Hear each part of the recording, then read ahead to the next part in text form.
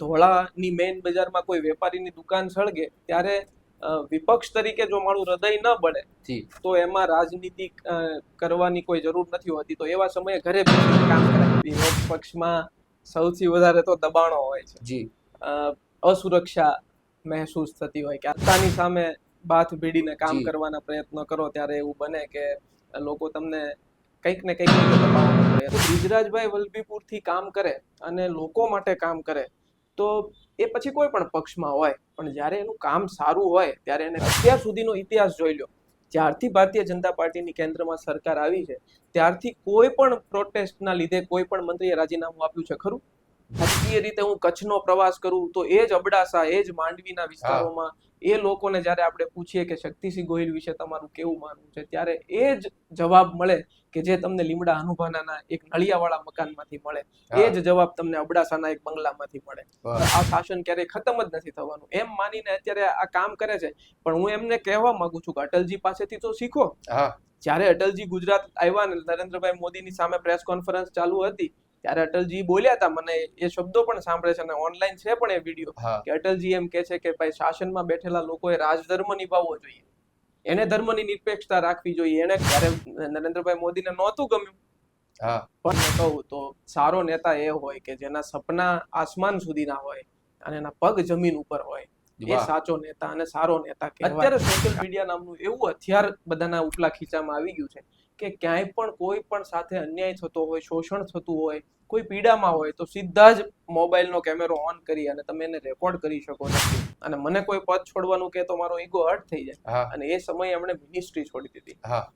અત્યારે તમે જો સામાન્ય પરિવારો બધા જ એવું બાળકોને સમજાવે કે ભાઈ રાજકારણ ખૂબ ગંદુ છે, ત્યાં આપણે નથી જવાનું. એનાથી શું થાય? જો તમે અને હું રાજકારણમાં જઈએ તો અમિત શાહનો છોકરો શું કરશે? એટલે આપે જેમ કહ્યું એમ કે પરિવારને એવું કહેવું કે 24 દિવસ બહાર રહેવું છે, મારે બાળકો 3 વર્ષ ને 4-5 વર્ષના બાળકો છે, એમને પણ મારા પત્નીને મારે એવું કેવું હું 24 દિવસ નહીં આવું એ પણ વ્યાજબી નથી. તો અમે વિચાર્યું કે તાળાબંધી કરીને શું ફાયદો થવાનો?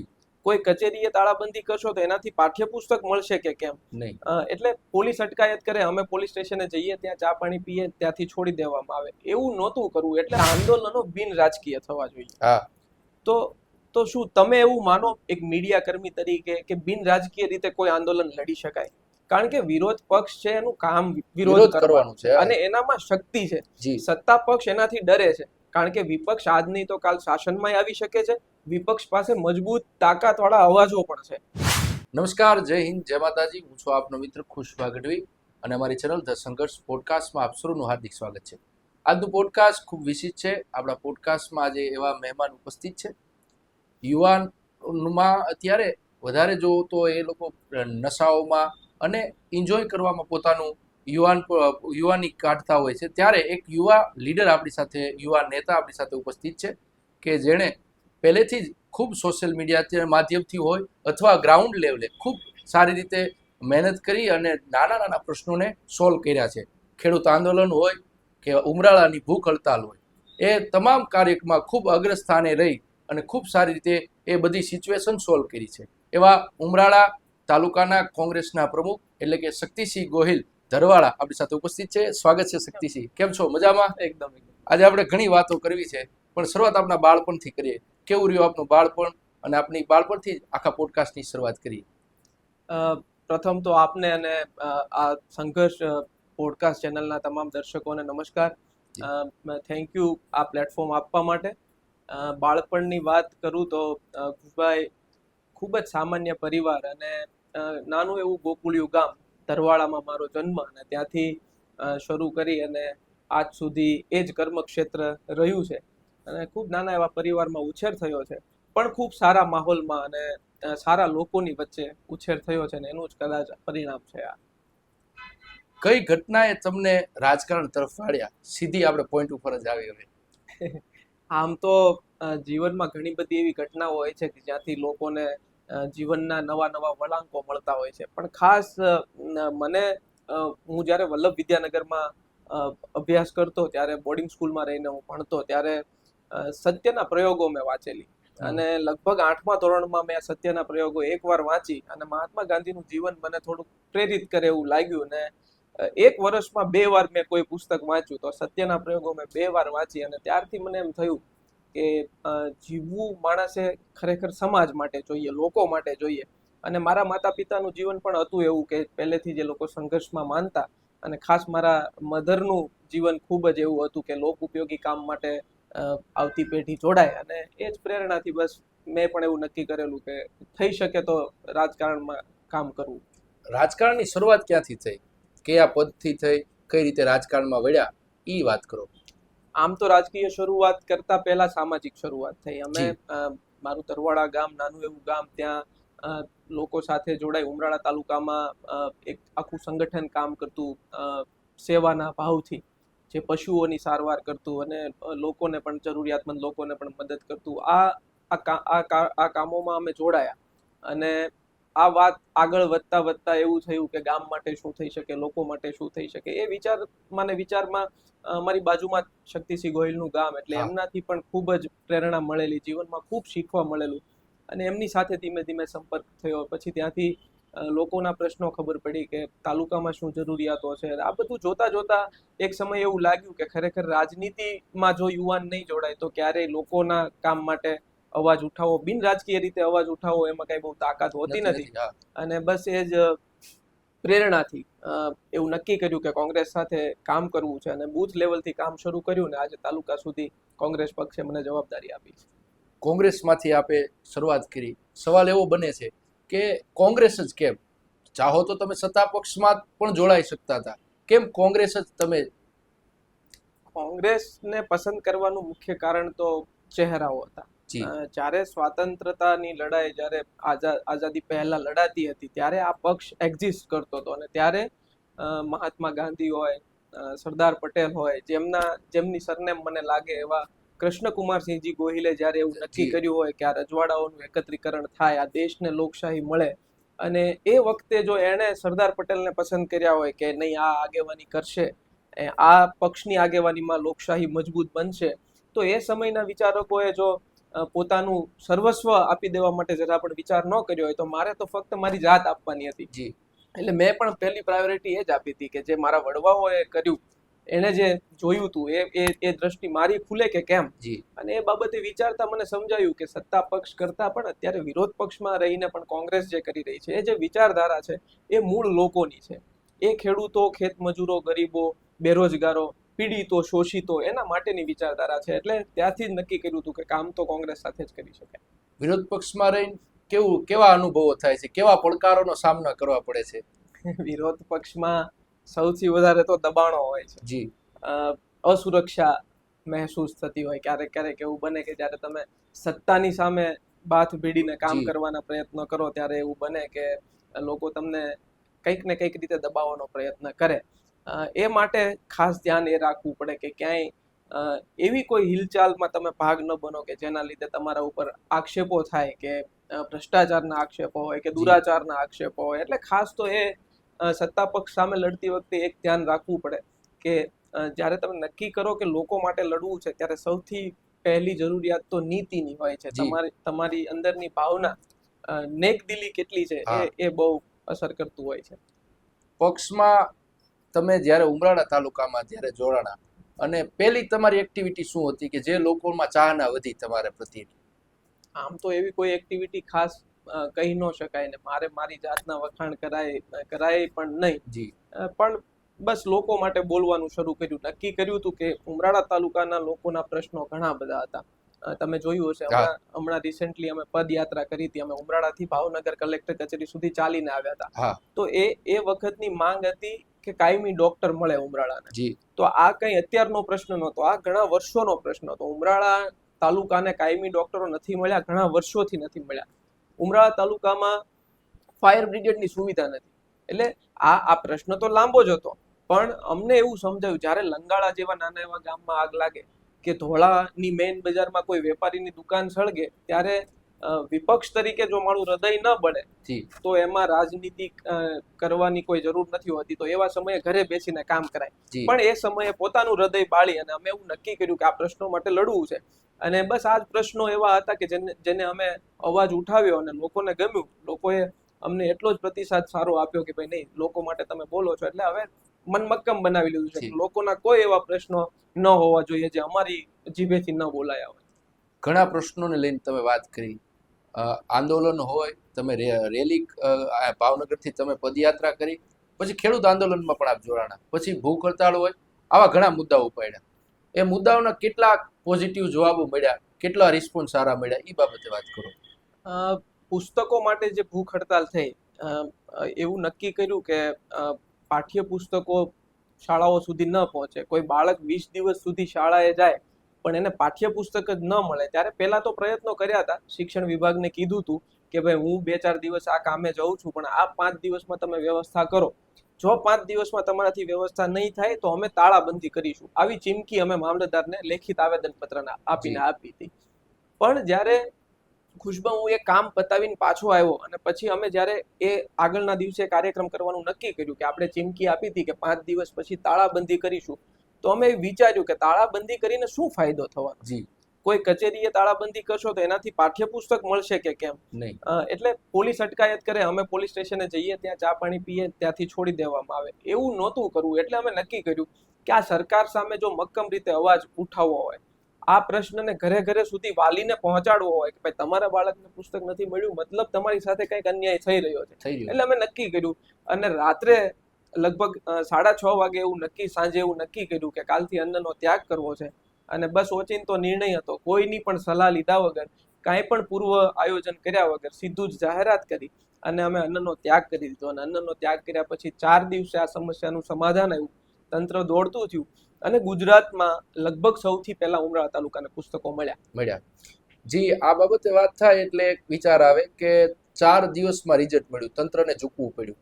એવો ને એવો મુદ્દો અત્યારે જંતર મંતર પર ખૂબ ભૂખ હડતાળ મોટા સમયથી હાલી રહી છે. એમાં 20 તારીખે ખૂબ મોટો હોબાળો થયો, એમાં ખૂબ યુવાનો પીડિત થયા.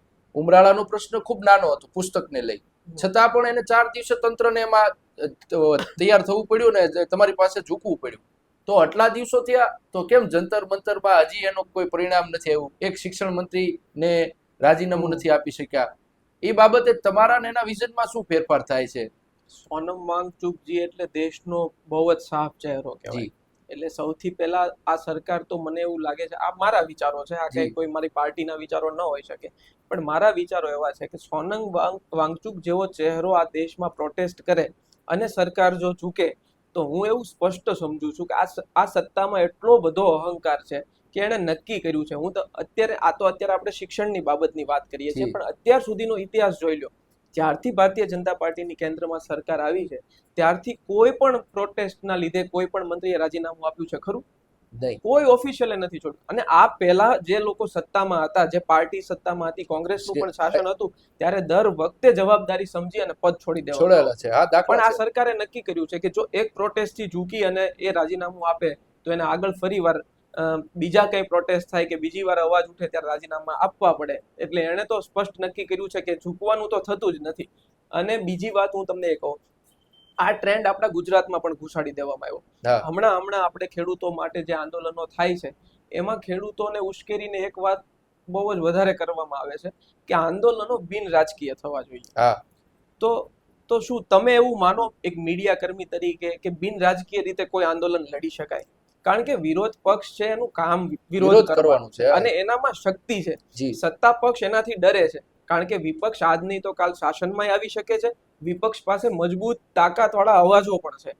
એટલે જો વિપક્ષને આ બાબતે ઘૂસવા દેવામાં ન આવે એનો મતલબ ક્યાંક ને ક્યાંક આ પ્રોટેસ્ટને નબળો પાડવાની વાત છે. બહુ જ સરસ ઉદાહરણ આપું. આટલા દિવસથી સોનમ વાંગચુકજી ત્યાં હતા પણ કોઈ મંત્રી એમને મળવા ન ગયા. આટલા દિવસથી આ સીજેપી જે પ્રોટેસ્ટ કરી રહી હતી ત્યાં પણ કોઈ મળવા નથી ગયું. રાહુલ ગાંધીજી અને કોંગ્રેસના સાંસદો જ્યારે અને ઇન્ડિયા ગઠબંધનના સાંસદો પ્રધાનમંત્રીના આવાસની બહાર પ્રોટેસ્ટ કરવા બેસી ગયા છે અને લગભગ જ થોડીક કલાકમાં ત્યાં એક મંત્રી મળવા ગયા અને રાહુલજીને સમજાવવા ગયા કે ભાઈ આ રીતનો પ્રશ્ન છે ને આવી રીતે સોલ્યુશન લાવજો. તો આ તાકાત હોય છે વિપક્ષની તાકાત. અને વિપક્ષ એટલે જરૂરી છે. વિપક્ષને જો કોઈ આંદોલનનો ભાગ બનાવવામાં આવે એટલે સરકારને ઝૂકવું એ જરૂરી બને છે. પણ ક્યાંક ને ક્યાંક આ એક પ્રોપેગેન્ડા ચલાવવામાં આવ્યો છે કે વિપક્ષને દૂર રાખી અને બિન રાજકીય આંદોલન કરીએ. શક્તિભાઈ, આપણે વાત કરી, તમે વચ્ચે વાત કરી ખેડૂત આંદોલનને લઈ. ગુજરાતમાં ખૂબ સારી રીતે એ કામ કર્યું. ખેડૂતો ખૂબ રોડ ઉપર આવ્યા, રસ્તા ઉપર આવ્યા, ખૂબ મોટા પાયે આંદોલન કર્યું. એમાં આપની પણ સારી એવી ભૂમિકા હતી, આપ પણ એમાં જોડાણા હતા, ખૂબ સારી એવી પદયાત્રા આપે પણ કરી. તો એ સફર આપનો કેવો રહ્યો અને એના કોઈ સ્વસ્મરણો હોય તો? એ સફરમાં તો ખાસ કરીને ગુજરાત કિસાન સંઘર્ષ સમિતિ કરીને એક સંસ્થા કામ કરે છે. આમાં ઘણા બધા લોકો જોડાયેલા છે, ઘણી બધી પેટા સંસ્થાઓ જોડાયેલી છે, ઘણી બધી સમિતિઓ જોડાયેલી છે. આ સંસ્થામાં એ નોન પોલિટિકલ છે, એમાં બધા જ લોકો ઇન્વાઇટેડ હોય છે.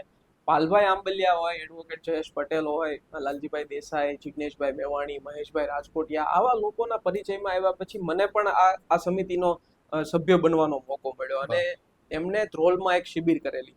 એ શિબિરનો ઉદ્દેશ એવો હતો કે ખેડૂતના જે દીકરાઓ છે, ખેડૂત માટે લડતા જે લોકો છે, એ કાયદાથી વાકેફ કેમ થાય. અમે લડતો કરતા હોય પણ અમે અંધાધૂંધ ફાયરિંગ કરતા હોય કે કોઈ પણ વિષય હોય તો અમે એને લઈને મેદાનમાં પડી જતા હોય અને સરકાર વિરુદ્ધ કે પ્રશાસન વિરુદ્ધ એને શક્તિથી ઉઠાવતા હોઈએ. પણ એના નિયમો શું છે, કાયદો શું કહે છે, કઈ પોલિસી આ માટે કામ કરે છે, એ શીખવા માટે સ્પેશિયલી લોકોએ આવી એક શિબિર કરેલી. હું પણ એનો ભાગ બનેલો અને એ શિબિરથી મને પણ નિયમો જાણવાનો મોકો મળ્યો. આ પછી તરત જ એક પછી એક સંઘર્ષ સમિતિ અને કિસાન કોંગ્રેસ સમિતિએ કાર્યક્રમો આપ્યા. એ પછી અહીંયાથી ટ્રેક્ટર રેલી હોય કે પછી વ્રજવાણીથી લઈ અને દ્વારકા સુધીની પદયાત્રા હોય. આ પદયાત્રાનો પણ હું ભાગ બન્યો અને તમે મને સંસ્મરણોનું પૂછ્યું એટલે આખી યાત્રા જ એક સ્મરણ હતું.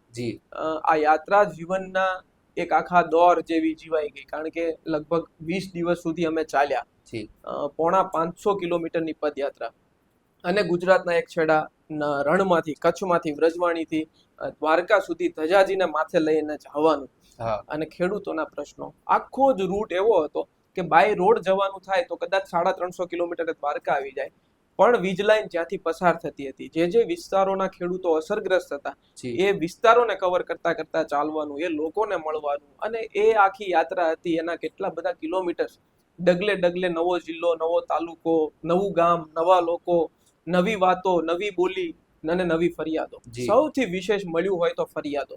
જે ખેડૂતો પીડિત હતા અને એની વ્યથા સાંભળીએ ત્યારે આપણને એમ થાય કે ગુજરાતમાં લડતો કોઈ પણ યુવાન, એ કોઈ પણ રાજનીતિથી લડતો હોય, કોઈ પણ પક્ષમાંથી આવતો હોય, પણ અંતે તો એક ખેડૂત અથવા તો ખેતી સાથે સંકળાયેલો હોય છે. એટલે ત્યારે પક્ષ ભૂલી જવો જોઈએ, ત્યારે જાતિ ભૂલી જવી જોઈએ, ત્યારે ધર્મ ભૂલી જવો જોઈએ, ત્યારે માત્ર આ દેશની ખેતી બચાવવા માટેની વાત હોય. એટલે આ વખતે અમે પણ એવું નક્કી કર્યું હતું કે આપણે પણ કોઈ એવો પક્ષને વિશેષ રાખીને નથી વાત કરવાની, પણ ખેડૂતને મધ્યસ્થમાં રાખી અને ખેડૂતો માટે લડવાનું હતું. અને આખી યાત્રા મેં કહ્યું એમ આખું સ્મરણ જ હતું. અને જીવનમાં જ્યારે ક્રાંતિનો દોર હશે, ક્યારેક આ ઇતિહાસો લખાશે, ત્યારે અમે પણ બાળકોને કહીશું કે આ દોરના અમે સાક્ષી હતા અને ત્યારે અમે ચાલ્યા હતા. વાત કરી તમે આમાં પદયાત્રામાં જોડાવું, આટલા કિલોમીટર કાપવા, આટલા દિવસો, તો જો આમ જોઈએ તો પરિવાર ઘણીવાર ના પાડતું હોય કે આ આપણે ન કરાય, આપણું આ કામ નથી, આ બધું મૂકીને જવું 15-20 દિવસ. એટલે પરિવારનો સપોર્ટ કેવો રહ્યો, મિત્રોનો, ગામનો સપોર્ટ, એ સપોર્ટ વિશેની વાત કરો. યાત્રાનો પ્લાનિંગ તો 23 દિવસ વિચાર્યા હતા. જ્યારે યાત્રા શરૂ કરવાની હતી ત્યારે કોર કમિટી એવું નક્કી કર્યું હતું કે ઓછામાં ઓછા 23 દિવસ તો થવાના છે. પણ ઘરે આપે જેમ કીધું એમ, જ્યારે આપણી ઉપર જવાબદારી હોય, મારે અત્યારે પરિવારમાં માતા અને પિતા બંને નથી, અને મારા પત્ની, મોટા ભાઈ, એમના પત્ની અને અમારો પરિવાર, નાનો એવો પરિવાર છે, એમની પણ જવાબદારી છે અમારી ઉપર. એટલે આપે જેમ કહ્યું એમ કે પરિવારને એવું કહેવું કે 24 દિવસ બહાર રહેવું છે, મારે બાળકો 3 વર્ષ ને 4-5 વર્ષના બાળકો છે, એમને પણ મારા પત્નીને મારે એવું કેવું હું 24 દિવસ નહીં આવું, એ પણ વ્યાજબી નથી. પણ જ્યારે બેગ પેક કરીને નીકળ્યા અને આ પદયાત્રાની શરૂઆત થઈ, અને ખૂબ સમજણો પરિવાર છે, પહેલેથી આ ભાવનામાં જીવતો આવ્યો છે, એટલે એમને પણ ખબર પડી ગઈ હતી 10-15 દિવસે કે હવે આ પદયાત્રા પૂરી કર્યા વગર કોઈ પાછા આવવાના નથી.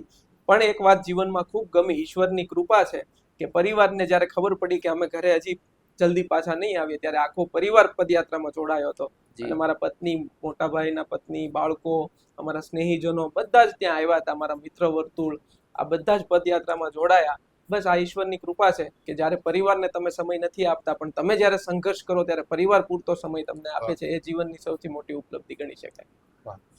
મેં તમારી સાથે તો ખૂબ સારો એવો નાતો રહ્યો છે. પછી ગામમાં મેં તમારી સાથે રહ્યો એટલે મેં જોયું તમારું મિત્ર વર્તુળ અને તમારા ભાઈઓ, એનો ખૂબ સારો એવો સપોર્ટ છે, ગામનો સપોર્ટ. એ તમારી સાથે કાયમ રહે છે, નિસ્વાર્થ ભાવે રહે છે, એમનો સપોર્ટ કેવો છે રહ્યો છે? ખૂબ સરસ. તમે જેમ કીધું ને એમ અમે સગા ભાઈઓ બે, જી. પણ અમારા કુટુંબ પરિવારના જે ભાઈઓ છે એમાંથી લગભગ રાજકીય રીતે ઓળખતા લોકો નક્કી નથી કરી શકતા કે આમાંથી સગો ભાઈ કોણ. હા. કારણ કે મારી આજુબાજુના બધા જ, અમુક મારા કાકા થાય છે, અમુક મારા ભત્રીજા થાય છે, પણ એ બધા જ એક મિત્ર તરીકે જે રીતે મારી સાથે જોડાયેલા છે, જે રીતે બેકઅપ પૂરું પાડે છે, જી. ક્યાંય પણ રાજકીય રીતે કે પછી બિન રાજકીય રીતે પણ, ધાર્મિક રીતે પણ જ્યારે અમે કામ કરતા હોય, હા. પછે ગામમાં જ્યારે કામ કરતા હતા ત્યારે પણ એ લોકો એવી જ રીતે સાથે રહીને કામ કરે. અને આમ તો પરિવાર હંમેશા સાથ આપતો જ હોય છે, લોહી આપણું છે એ તો આપણો સહકાર આપવાનો છે, જી. પણ અમારું તો ગામ પણ એવું છે. હા.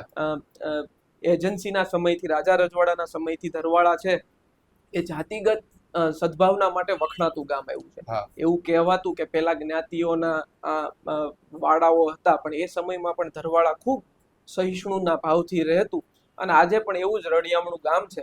અને એ ગામની તાસીર રહી છે કે હા. ઉભરતા ચહેરાને ક્યારેય એને કચડવાનો પ્રયત્ન નથી કર્યો. અને હું પણ એ જ ગામમાંથી આવું છું અને અત્યારે સંઘર્ષ કરી રહ્યો છું, ત્યારે જી. ગામ પણ એવો જ સહકાર આપી રહ્યું છે. જી. જીવનનો સૌથી મુશ્કેલ સમય કયો રહ્યો છે? જીવનમાં તો ઘણો મુશ્કેલ સમય આવતો હોય. જી. માણસ આર્થિક રીતે, સામાજિક રીતે, રાજકીય રીતે ઘણા બધા દબાણોથી નીકળતા હોય છે. બધાના જીવનમાં કંઈક ને કંઈક પરેશાનીઓ હોય છે.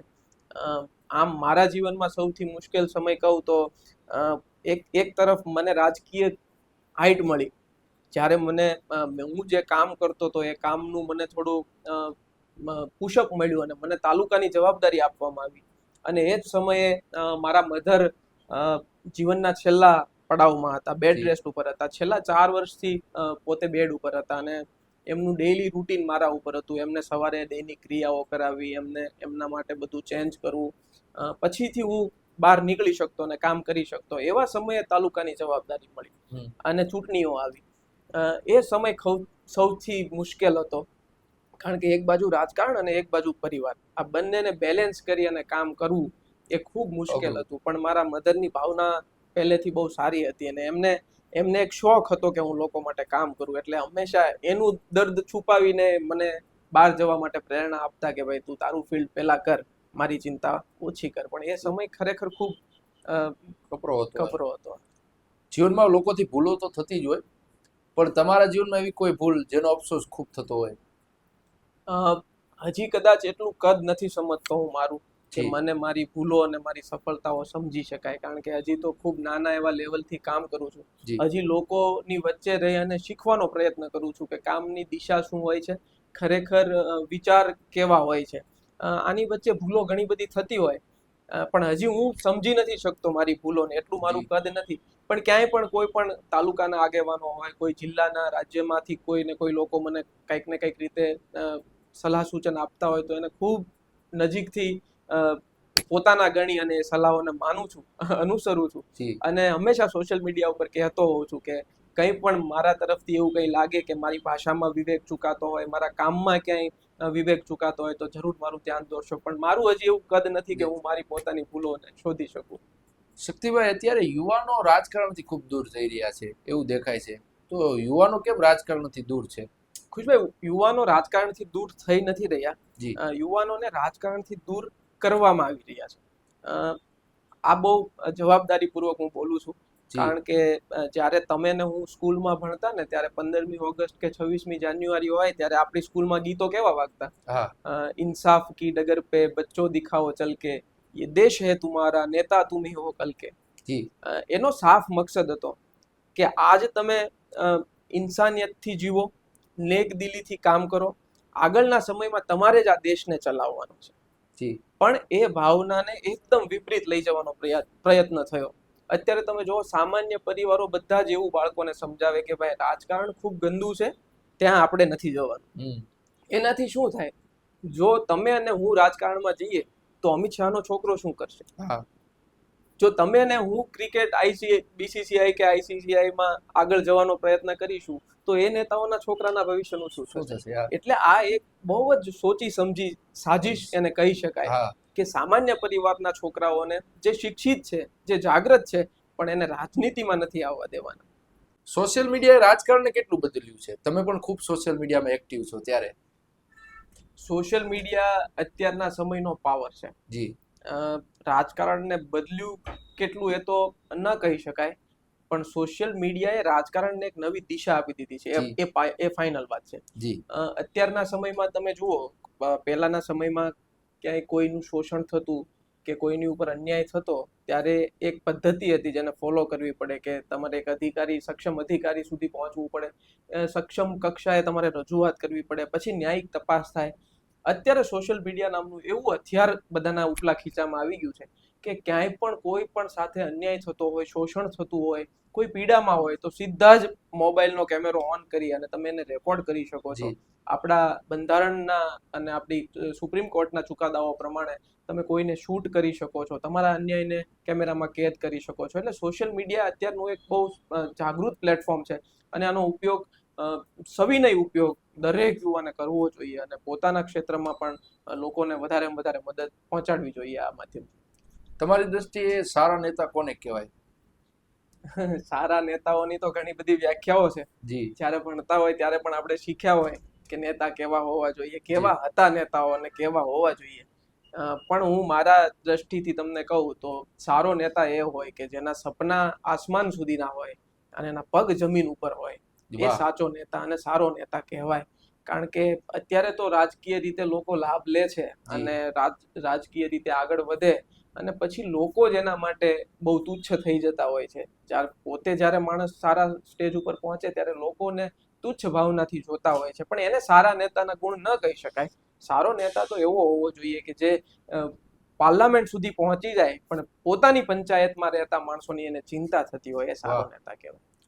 તમને વારંવાર શક્તિસિંહજી ગોહિલ સાંસદ સાથે જોતા હોઈએ, એમની સાથેની પોસ્ટો ખૂબ વાયરલ થતી હોય અને એવું લાગે કે તમે એમને ફોલો કરતા હોય, તો એમની સાથેના કેવા સંબંધો છે, કેવા કોઈ એવા સારા સ્વસ્મરણો? ફોલો એને કરવા જોઈએ જેને ખરેખર તમે ફોલો કરતા હોય. એ એક માર્ગ એવો છે. શક્તિસિંહ ગોહિલ સાહેબની જ્યારે વાત થાય ત્યારે મારી પાસે શબ્દો હોતા જ નથી. એમની વિશે વાત કરવું એ મારી કોઈ કક્ષા નથી, હું એમની વિશે ચર્ચા કરી શકું. પણ એ એક પગદંડી એવી છે કે જેની ઉપર ચાલવાનો મેં ક્યારેક પ્રયાસ કર્યો છે. ખૂબ કઠિન માર્ગ છે. શક્તિસિંહ ગોહિલે જીવનમાં જે કર્યું એ કરવું એ ખૂબ અઘરું છે, પણ એ માણસ વિશેષ છે, એના કામો વિશેષ છે. કારણ કે જ્યારે હું સ્કૂલિંગ લાઈફમાં હતો અને મને ખબર પડી કે કોઈ એજ્યુકેશન મિનિસ્ટર પોતાના ભાવનગરને મેડિકલ કોલેજ અપાવવા માટે મિનિસ્ટ્રી છોડે, રાજીનામું આપી દે. આજે હું તો બહુ નાના એવા પદ ઉપર છું અને મને કોઈ પદ છોડવાનું કે તો મારો ઈગો હર્ટ થઈ જાય, અને એ સમયે એમણે મિનિસ્ટ્રી છોડી દીધી. પોતે અત્યારે પાર્લામેન્ટના સદસ્ય હમણાં સુધી હતા, પણ પંચાયત સુધીનો કનેક્ટ એનો એટલો સારો છે. પોતાનું ગામ લીમડા અનુપાના હોય કે એની બાજુનું મારું ગામ ધરવાડા હોય કે ઉમરાળા તાલુકાના કે ભાવનગર જિલ્લાના કોઈ ગામ હોય, જ્યારે રાજકીય રીતે હું દ્વારકા જાઉં, રાજકીય રીતે હું કચ્છનો પ્રવાસ કરું, તો એ જ અબડાસા, એ જ માંડવીના વિસ્તારોમાં એ લોકોને જ્યારે આપણે પૂછીએ કે શક્તિસિંહ ગોહિલ વિશે તમારું કેવું માનવું છે, ત્યારે એ જ જવાબ મળે કે જે તમને લીમડા અનુભાના એક નળિયાવાળા મકાનમાંથી મળે, એ જ જવાબ તમને અબડાસાના એક બંગલામાંથી મળે. એટલે આ એ માણસની પોતાના જીવનની સિદ્ધિ છે અને એ સિદ્ધિ મેળવવી મારા માટે કદાચ ઈશ્વર ધારે એવું થાય, પણ એ વિશેષ માણસ છે, એના વિશે વધારે વાત હું કઈ કરી ન શકું. સત્તા અને સેવા વચ્ચે સૌથી મોટો તફાવત શું છે? સત્તા અને સેવા એ બંને ચેલેન્જિંગ વસ્તુ છે. આમ હું સ્પષ્ટ રીતે માનું છું કે સત્તા માણસને અહંકાર તરફ દોરી જાય છે અને સેવા છે ને એ ખુશભાઈ સમર્પણ તરફ લઈ જાય છે. સેવાનો ભાવ હોય ને તો કદાચ એવું બની શકે કે તમારી કામ પ્રત્યેની નિષ્ઠા જોઈ અને ઈશ્વર તમને સત્તા સુધી પહોંચાડી દે, પણ સત્તા મેળવીને સેવા કરી જ શકાય એ વાતની જવાબદારી ખુદ ઈશ્વર પણ નથી લેતા. કારણ કે અત્યારની સત્તા તમે જુઓ, ગુજરાતનો જ એક સામાન્ય પરિવારનો બધા એમ કે ચા વેચવા વાળો માણસ આજે પ્રધાનમંત્રી બની ગયો, પણ આજે એ પ્રધાનમંત્રી બન્યા પછી પણ પોતે એનું કામ ભૂલ્યા છે. એટલે એનો મતલબ હું મારા જીવનમાં એટલું તો શીખી શકું કે નરેન્દ્રભાઈની જેમ હું એક નાના એવા પરિવારમાંથી જો દેશનો વડાપ્રધાન બની જાઉં તો એવું નક્કી નથી કે હું લોકો માટે સારું જ કામ કરીશ, પણ જો સેવાની ભાવના હશે તો એ વાત તો પાકી છે કે સેવા તમને આજ નહીં તો કાલ ફળ તો આપશે. સારું નરસું એ ઈશ્વરના હાથમાં છે, પણ એનું ફળ મળતું હોય છે, એવું મારું માનવું છે. શક્તિભાઈ, તમને હમણાંથી અપક્ષ ઉમેદવાર વલભીપુરના પાનુના બિજરાજસિંહ ગોહિલ સાથે આપણે ખૂબ વારંવાર જોતા હોઈએ છીએ, તો એ પાછળનું શું કારણ છે? કોઈ રાજકીય સાથે જોવા મળશે બંને ભાઈઓ, અથવા એ કોંગ્રેસમાં આવશે અથવા આપ અપક્ષમાં જશો, એવું કોઈ વાવડ ખરા? નહીં, રાજકીય રીતે અમારા રસ્તાઓ અલગ છે. જી રાજકીય રીતે એ પણ અલગ પાર્ટીમાં છે, હું પણ અલગ પાર્ટીમાં છું. પણ કામની દિશા એક છે. જી હું જીવનમાં એક વાક્યને ખૂબ ફોલો કરતો. આપણે એક હિન્દી શાયરે બહુ સારી વાત કરી છે, હું સતત બોલતો હોઉં છું મારી જી રાજકીય સફરમાં. संघर्षों के साये में इतिहास हमारा पलता है, હા जिस ओर जवानी चलती है उस ओर जमाना चलता है. હા તો બ્રિજરાજભાઈ વલભીપુરથી કામ કરે અને લોકો માટે કામ કરે, તો એ પછી કોઈ પણ પક્ષમાં હોય, પણ જ્યારે એનું કામ સારું હોય ત્યારે એને બિરદાવવા એ પણ મારી નૈતિક જવાબદારી છે. હું પક્ષાપક્ષીને એક તરફ રાખી, અને બિરજરાજભાઈ તો મિત્ર છે, મારા મોટા ભાઈ જેવા છે, એટલે પક્ષાપક્ષીને એક તરફ રાખીને જ્યારે એ કામ કરતા હોય સાચી દિશામાં, ત્યારે એને પ્રોત્સાહન આપવું મારી ફરજ છે. રાજકીય રીતે જ્યારે વાત થાય ત્યારે અમારો મતાંતર બહુ અલગ હોય. જી એટલે આમ મતભેદ હોય અમારા રાજકીય રીતે, પણ મનભેદ નથી. હા. એમની કામની દિશા જ્યાં સુધી સાચી છે ત્યાં સુધી આપણો એમને ફૂલ સપોર્ટ છે, અને એ પણ મને મોટા ભાઈની જેમ ટ્રીટ કરે છે. મારી પણ ક્યાંય ભૂલ થતી હોય તો મારું ધ્યાન દોરે છે. હું રાજકીય રીતે ક્યાંય લડતો હોય તો મને ફોન કરીને પ્રોત્સાહન પણ આપતા હોય છે. હા એટલે મતાંતર તો હશે, પણ કામની દિશા એમની સાચી છે ત્યાં સુધી હું એમને પૂરું પ્રોત્સાહન આપવાના ફેવરમાં છું. રાજકીય રીતે અમે લોકો સ્પષ્ટ અલગ છીએ, એ વાત પણ બહુ સ્પષ્ટતા સાથે. ભાજપ કહે છે કે કોંગ્રેસ વિકાસ રોકે છે, આ બાબતે તમારું શું કહેવું? ભાજપે ભારતીય જનતા પાર્ટી શાસનમાં આવીને પછી એણે નક્કી કરી લીધું છે કે વિરોધ પક્ષ છે ને એ દુશ્મન હોય છે. આ પહેલા તમે જ્યારે જોયું હોય ને, ગુજરાતમાં તો યુવાનોએ માનો ને મારી ને તમારી ઉંમરના યુવાનોએ ક્યારેય કોંગ્રેસનું શાસન જોયું જ નથી. પણ જ્યારે કોંગ્રેસ શાસનમાં હતી, સત્તામાં હતી ને, ત્યારે ભારતીય જનતા પાર્ટી વિરોધ પક્ષ તરીકે હતી, તો ત્યારે આ લોકોને કોંગ્રેસે દરેક વખતે સાંભળ્યા છે. જ્યારે પણ આવા પ્રોટેસ્ટ થયા છે, જ્યારે પણ કોઈ આંદોલન થયું છે, ત્યારે કોંગ્રેસના ટોચના નેતાઓએ સીધા જ એમાં હસ્તાક્ષર કર્યું છે, સીધા જ એમને સાંભળ્યા છે.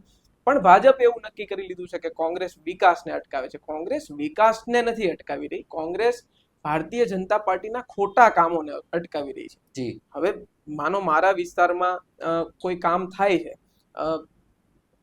સીસી રોડનું કામ આવ્યું, આપણે ઉદાહરણ તરીકે વાત કરીએ, અને સીસી રોડનું કામ શરૂ થાય, તો એ કામ કોઈ પણ કરતું હોય, એ ભારતીય જનતા પાર્ટીના કોઈ નેતાની ગ્રાન્ટમાંથી થતું હોય, પણ જ્યારે એ કામની ગુણવત્તા ન જળવાય ત્યારે એ કામનો વિરોધ કરવો એ ન માત્ર કોંગ્રેસના નેતા તરીકે મારો, પણ ભાજપના પણ કાર્યકર્તાઓનો ધર્મ છે કે એનો વિરોધ કરવો. હવે એવા સમયે જો તમે કામ નબળી ગુણવત્તાનો વિરોધ કરો, એનો કોઈ મતલબ એવો નથી કે તમે વિકાસનો વિરોધ કરો છો. તમે ખાલી જે ગુણવત્તા સાથે આ લોકો સમજણ કરે છે એનો વિરોધ આપણે કરતા હોઈએ છીએ. એટલે એ વાત જ્યારે તાલુકા લેવલે થતી હોય કે પછી દિલ્હી લેવલે થતી હોય, જ્યારે પણ વિકાસના કામના નામે કોઈ ખોટી ડંફાસ મારી જાય ત્યારે કોંગ્રેસ વિરોધ તો કરવાનું જ છે, કરતું હતું અને હજી પણ કરશે. વિરોધી પક્ષને લઈ કોઈ એવા નેતા હોય જેના પ્રત્યે તમને સન્માન હોય કે ના, આવા નેતા વિરોધી પક્ષમાં, સત્તા પક્ષના અથવા ભાજપના અથવા આપના કોઈ એવા નેતા પ્રત્યે તમને માન હોય? આ પહેલાના રાજકારણમાં આટલો બધો વિરોધાભાસ હતો જ નહીં. જો આ નવી સંસદ ભવન બન્યું ને, એ પહેલાની જૂની સંસદના તમે જ્યારે ડિસ્કશન સાંભળો ને, જ્યારે ચર્ચાઓ થતી ને પાર્લામેન્ટમાં, ત્યારે જે અવાજે સુષ્મા સ્વરાજજી બોલતા, જે અવાજે અટલ બિહારી વાજપેયી બોલતા, અટલજીના શબ્દો તો કાનમાં ગુંજે બધાને કે પાર્ટિયા તો આતી रहेगी, बनती रहेगी, बिखरती रहेगी, સત્તા આતી रहेगी, જાતી रहेगी, पर ये देश रहना चाहिए. આ ભાવના હતી લોકોમાં. નેતાઓની પણ આ ભાવના હતી કે પાર્ટી આજે છે, કાલે સત્તામાં હોય કે ન પણ હોય, જે શાસન છે એ શાશ્વત નથી. પણ આ લોકો તો એવું સમજી બેઠા છે કે અમારું શાસન તો હવે પછી બસ આ શાસન ક્યારેય ખતમ જ નથી થવાનું, એમ માનીને અત્યારે આ કામ કરે છે. પણ હું એમને કહેવા માંગુ છું કે અટલજી પાસેથી તો શીખો. જ્યારે અટલજી ગુજરાત આવ્યા ને, નરેન્દ્રભાઈ મોદીની સામે પ્રેસ કોન્ફરન્સ ચાલુ હતી, ત્યારે અટલજી બોલ્યા હતા, મને એ શબ્દો પણ સાંભળે છે અને ઓનલાઈન છે પણ એ વિડીયો, કે અટલજી એમ કે છે કે ભાઈ શાસનમાં બેઠેલા લોકોએ રાજધર્મ નિભાવવો જોઈએ, એને ધર્મની નિરપેક્ષતા રાખવી જોઈએ, એને કોઈ ધર્મ કે જાતિને ટાર્ગેટ ન કરવો જોઈએ. ત્યારે નરેન્દ્રભાઈ મોદીને નહોતું ગમ્યું, પણ એ શબ્દો સાચા હતા, અને એ શબ્દોના લીધે, પાર્લામેન્ટના એ ભાષણના લીધે, ભલે ભારતીય જનતા પાર્ટીમાંથી નેતૃત્વ કરતા, પણ અટલજી પ્રત્યે મને એટલું માન હતું. એમ હોય છે વિરોધ પક્ષમાં ઘણા બધા, મારા વિરોધી પક્ષમાં જે લોકો કામ કરતા હોય પણ જે નિષ્ઠાથી કામ કરતા હોય એને પ્રત્યે તો સન્માન હોવું જોઈએ. અત્યારે કોંગ્રેસમાંથી ઘણા નેતાઓ ભાજપ તરફ જઈ રહ્યા છે, ભાજપમાં જઈ રહ્યા છે. આનું મુખ્ય કારણ શું છે? હું સમજુ ત્યાં સુધી મને ખબર નથી કે આ લોકો શું કામ જતા હોય. અને વરિષ્ઠ નેતાઓ જાય છે કોંગ્રેસના, જે કોંગ્રેસમાં કઈક પદવીઓ હતી, કઈક એમના કામો હતા, એ લોકો કેમ ભાજપમાં જઈ રહ્યા છે? હું તો જ્યાં સુધી મેં સમજવાનો પ્રયત્ન કર્યો છે આવા લોકોને, ત્યાં સુધી મને તો એટલું દેખાયું છે કે કાં પછી લાલચ અને કાં પછી દબાણ. જો કોઈ વ્યક્તિ સત્તાને જ પોતાનું લક્ષ્ય માની બેસે, હું આજે તમે મારા વખાણ કરો કે હું યુવાન તરીકે કામ કરું છું ને કાલ સવારે હું નક્કી કરી લઉં કે મારે સત્તા જ મેળવવી છે, તો જ્યારે કોંગ્રેસ લાંબા સમય સુધી શાસનમાં ન આવે ત્યારે હું સત્તા પક્ષ તરફ આકર્ષાવ અને મને એવું થાય કે હું હવે એની સાથે જોડાવ તો મને સત્તા મળે, ત્યારે સત્તા લાલચુ થઈને હું જતો હોઉં છું. અથવા તો અત્યારે હું કોંગ્રેસમાં કાર્યકર્તા તરીકે કામ કરતો હોય, સાથે સાથે મારું લક્ષ્ય આર્થિક હોય, મારે પૈસા કમાવા માટે હું રાજનીતિમાં આવ્યો હોય, તો પછી એવું બને કે હું સરકારી કોન્ટ્રાક્ટ રાખવા માંડું, મને કામો મળવા માંડે, મારા નામે ટેન્ડર આવવા માંડે, અને પછી જ્યારે સરકાર આ ટેન્ડરો અને આ કામોના લીધે મારી પૂંછડી દબાવે અને હું પક્ષ છોડીને બીજા પક્ષમાં જાઉં, સત્તા પક્ષ સાથે જોડાવ, ત્યારે સ્વાભાવિક આક્ષેપો એવા થતા હોય કે કોંગ્રેસ તો આમ છે ને એમાં આંતરિક વિખવાદ છે ને એમાં આવું છે તેવું છે એમ કરીને છોડતા હોય છે. પણ ક્યાંક ને ક્યાંક એ લોકો પોતાના સ્વાર્થને લીધે જતા હોય છે. હું એક નાનું એવું ઉદાહરણ આપું આપને. શક્તિસિંહ ગોહિલ સાહેબ સાથે જ હું લાંબા સમય સુધી, થોડાક સમય સુધી રહ્યો. એ સતત એવું કહેતા કે રાજનીતિ એ ક્યારેય પૈસા કમાવાનું સાધન નથી. જો કોઈ માણસ એવું માનતો હોય કે હું રાજનીતિમાં રહી અને આર્થિક રીતે હાઈટ મેળવું, તો આ પ્લેટફોર્મ પૈસા કમાવાનું પ્લેટફોર્મ નથી. હંમેશા જ્યારે આઝાદીના સમયથી સંઘર્ષ શરૂ થયો ત્યારથી અત્યાર સુધી આ પ્લેટફોર્મ એ સેવાનું પ્લેટફોર્મ રહ્યું છે. જે લોકો એવું ઈચ્છતા હોય કે મારે લોકો માટે કંઈક કરવું છે, એમણે રાજનીતિમાં આવવાનું છે. પૈસા કમાવા માટે તો સાધનો છે. એટલે જ આજે શક્તિસિંહ ઉપર કોઈ દબાણ કરી શકે નહીં, એટલે જ એ પક્ષ છોડી શકે પણ નહીં. એવી તમે વચ્ચે વાત કરી આંતરિક જૂથ બાબતની, તો કોંગ્રેસમાં હકીકતમાં આવું છે કે નહીં? હોવું જોઈએ ને. તમે સમજો, આપણે તો એવું કહેતા કે કોઈ પરિવાર એવો ન હોય કે જ્યાં ભેગા વાસણ ખખડે નહીં. તમારા અને મારા પરિવારના વડીલો એવું કહેતા કે ભાઈ વાસણ ભેગા હોય તો ખખડે. એટલે જેવી રીતે આપણા ઘરમાં પણ આંતરિક નાના મોટા વ્યક્તિઓના મતભેદ રહેતા હોય, તો આ તો મોટી પાર્ટીઓ છે અને એમાં રાષ્ટ્રીય પાર્ટીઓ છે. હવે વર્ષો સુધી લોકો કામ કરતા હોય, પાર્ટીઓ સાથે રહીને કામ કરતા હોય, તો એવું બને કે વર્ષોના એક સાથેના કામથી આંતરિક મતભેદો ઊભા થતા હોય, અને એ તો બધા જ પક્ષોમાં થતા હોય. એવું આ તો અત્યારે એક એવો પ્રોપેગેન્ડા ચલાવી દીધો કે કોંગ્રેસમાં આંતરિક જૂથવાદ છે, પણ કોંગ્રેસ તો બહુ સારું છે. અત્યારે ભાવનગર જિલ્લાથી શરૂ કરીને ઉમરાળા તાલુકા સુધી કે ગુજરાત રાજ્ય સુધી ભાજપમાં કેટલો ડખો છે, 3-3, 4-4 જૂથો છે, પણ એનું માર્કેટિંગ નથી થતું. અને કોંગ્રેસનું સતત માર્કેટિંગ થયું કે જૂથવાદ છે, પણ એ તો પરિવાર હોય ત્યાં મતભેદો તો હોય. ચૂંટણીને લઈને તમારા શું વિચારો છો? 2027ની ચૂંટણીમાં તમે લડશો ખરા? ચૂંટણી તો પાર્ટીના હાથમાં છે. પાર્ટી હાઈકમાન્ડ હંમેશા નક્કી કરતી હોય છે. એના માટે ઘણા બધા સર્વે થતા હોય છે. કયા વિસ્તારમાં કયા લોકોનું કેવું કામ છે એનો એક ચાર્ટ બનતો હોય છે. લોકોના મૂલ્યાંકનો થતા હોય છે કે લોક ઉપયોગી કોણ થઈ શકે એવું છે. એ પછી પાર્ટી નક્કી કરે. અને હું તો એના કરતા પણ આગળ એક ડગલું આગળ છું કે પાર્ટી નક્કી કરે એ પછી પણ લોકો નક્કી કરતા હોય છે. 2027માં કોને લડવાનું છે અને કોને પ્રતિનિધિ તરીકે લઈ જવા છે, એ આખરે તો જનતા જનાર્દને નક્કી કરવાનું હોય છે. એટલે હું શું વિચારું છું એ મહત્વનું નથી, પણ મારા માટે ઉમરાળા તાલુકાના લોકો શું વિચારે છે, ભાવનગર જિલ્લાના લોકો શું વિચારે છે, એ ખૂબ મહત્વનું છે. અને હંમેશા આ વસ્તુને હું પ્રાથમિકતા આપું છું કે 2027માં મારું શું થવાનું છે એ ચર્ચાનો વિષય નથી, પણ 2027 પહેલા ઉમરાળા તાલુકામાં શું થઈ શકે એમ છે, એ મારા માટે ખૂબ પ્રાથમિક. 2027માં તમને કેવું લાગે છે, કોંગ્રેસનો કેવો પ્રભાવ રહેશે? 2027માં સત્યનો પ્રભાવ રહેશે. અત્યારે જે યુવાનો, ખેડૂતો, ખેત મજૂરો, આપણા બધા સમાજોમાં જે શોષિતો છે, જે પીડિતો છે, જેનું ક્યાંક ને ક્યાંક હિતનું ભક્ષણ થઈ રહ્યું છે. તમે જુઓ અત્યારે યુવાનો રોજગારી માટે લડે છે, બાળકો શિક્ષા માટે લડે છે. આપણા દેશના સારામાં સારા વૈજ્ઞાનિક ભૂખ હડતાલ ઉપર છે. મધ્યપ્રદેશના છતરપુરમાં જે લોકો નદીમાં પ્રતિકાત્મક ફાંસી અને ચિત્તા ઉપર નદીમાં સૂતા હતા, કેન બેટવા પ્રોજેક્ટનો વિરોધ થઈ રહ્યો છે. બિહાર, મહારાષ્ટ્રમાં સ્કૂલોમાં બાળકો અનશન ઉપર બેઠા છે. આપણે અહીંયા પણ ક્યાંક તાળાબંધી થઈ. નીતિ આયોગનો રિપોર્ટ આવ્યો લગભગ ગુજરાતમાં 45% બાળકો છે 12મા ધોરણ સુધી પહોંચતા જ નથી. કેટલા મુદ્દાઓ છે અને કેવી ગંભીર સમસ્યાઓ છે. શિક્ષણ પ્રત્યે આ સરકારની જે બેદરકારી છે એ હવે આંખે ઉડીને વળગી છે બધાને. હવે આ ચિત્રો સ્પષ્ટ થઈ ગયા છે. અત્યાર સુધી ભારતીય જનતા પાર્ટીએ જે ધર્મના નામે, જાતિના નામે જે ભેદભાવો ફેલાવવાના હતા, જે માનસિકતાઓ ફેલાવવાની હતી, એની એક ચરમસીમા આવી ગઈ છે. ત્યાં સુધી લોકો પહોંચી ગયા. પણ હવે પછીની શિક્ષા પ્રત્યેની બેજવાબદારી, રામ મંદિરમાં થયેલી ચોરી, સતત તૂટતા ઓવરબ્રિજો, પુલો જે તૂટી રહ્યા છે, રોડ રસ્તાઓ જે ખરાબ થઈ રહ્યા છે, આખું ઇન્ફ્રાસ્ટ્રક્ચર છે ધ્વસ્ત થઈ ગયું છે. એટલે હવે લોકોના મનમાં પણ આ સવાલો છે કે હવે ક્યાં સુધી. એટલે 2027 છે એ ખૂબ ચેલેન્જિંગ હશે અને હું માનું છું ત્યાં સુધી ઇતિહાસમાં લગભગ આ બાબતની ખૂબ નોંધ લેવાની છે કે આટલું છતાં પણ 2027માં લોકો શું કરે છે એ પણ ખૂબ સારી રીતે જોવાનું છે. કોંગ્રેસ અત્યારે ખૂબ મક્કમતાથી આ રીતે અવાજ ઉઠાવી રહી છે. અત્યારે ઉમરાળા તાલુકાથી શરૂ કરીને પાર્લામેન્ટ સુધી રાહુલ ગાંધી પણ રોડે આવીને લડી રહ્યા છે. પણ લોકો શું કરે છે એ ખૂબ મહત્વનો જોવાનો નિર્ણય રહેશે આ વખતે. ખૂબ ખૂબ આભાર શક્તિસિંહ, આપે આપનો કિંમતી સમય આપ્યો અને ખૂબ સારું એવું પોડકાસ્ટમાં આપે માહિતી આપી. આપની વિચારધારા ખૂબ સારી એવી છે અને અમે પણ પ્રાર્થના કરીએ કે આપ ખૂબ આગળ આપની કારકિર્દી રાજકીય રીતે અને સામાજિક રીતે અને આપ કંઈક દેશ માટે કંઈક ભલું કરો, તમારા ઉમરાળા માટે કંઈક સારું કરો, એવી પણ અમે પ્રાર્થના કરી. આપનો ખૂબ ખૂબ આભાર. જય માતાજી. નમસ્કાર.